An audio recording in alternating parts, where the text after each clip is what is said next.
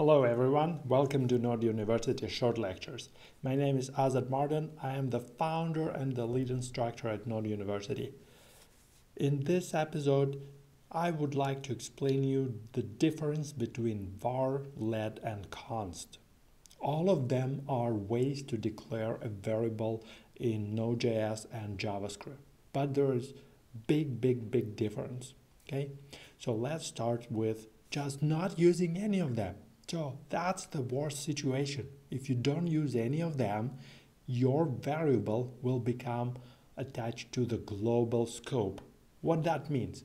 Global in Node.js, that's a name.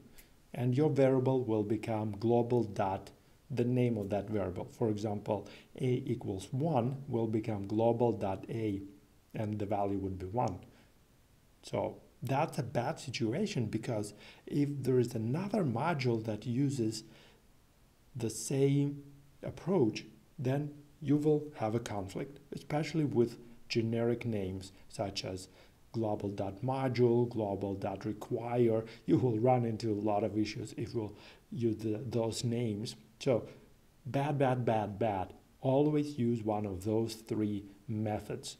So let's start with var. We continue with var because var is historically been in JavaScript and Node.js for pretty much since the beginning. So var will create a local scope. But the problem with var, so the good thing with var is that it's not going to leak that to the global scope. It will create a local scope. The problem with var is that it's not going to respect the logical blocks, the curly braces. So if you have a curly brace, var would not respect that, and it will allow to create a new variable basically in the same logical block, which again, it's not good because you might be overwriting some of the good values which you don't want to overwrite. So don't do that. Don't use var anymore.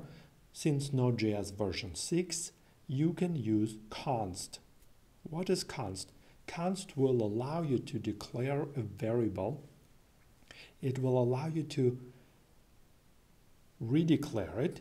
Basically, if you try to say const a equal 1, const a equal 2, or const a equal 1 again, it's not gonna work. It's not going to work. It will blow. It will give you an error, which is a good thing because you don't want to redeclare the variable. Okay.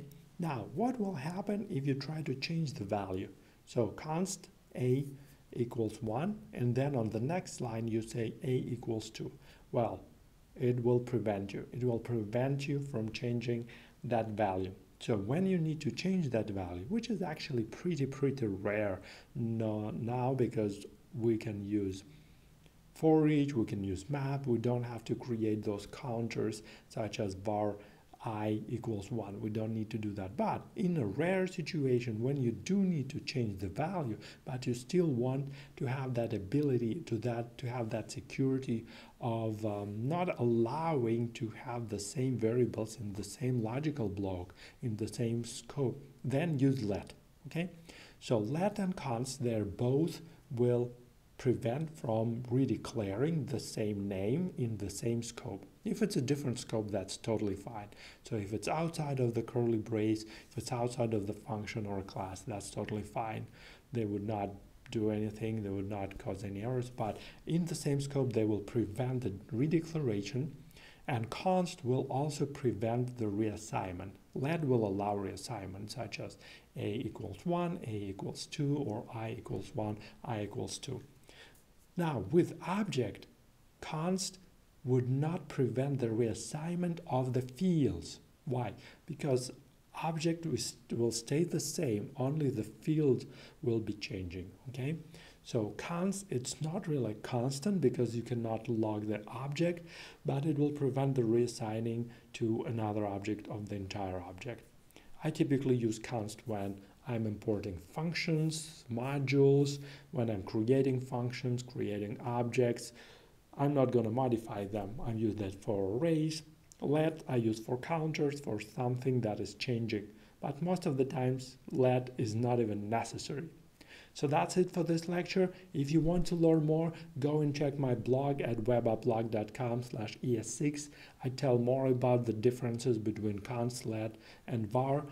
Learn Node.js, and I'll see you in the next video.